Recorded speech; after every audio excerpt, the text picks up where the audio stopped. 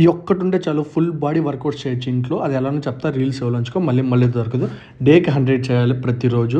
Starting kettle bell హ్యాలోస్, దీన్ని మీ hand చుట్టూ rotate చేయాలి.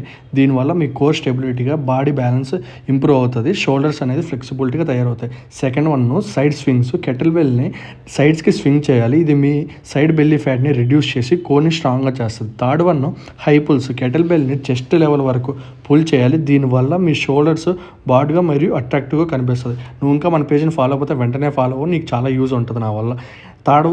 తర్వాత కెటల్ స్వింగ్స్. ఇది చాలా పవర్ఫుల్ ఎక్సర్సైజ్. దీనివల్ల మీ హిప్ మజిల్స్ టైట్ అవుతాయి మరియు లోయర్ బాడీకి మంచి షేప్ ఇస్తుంది.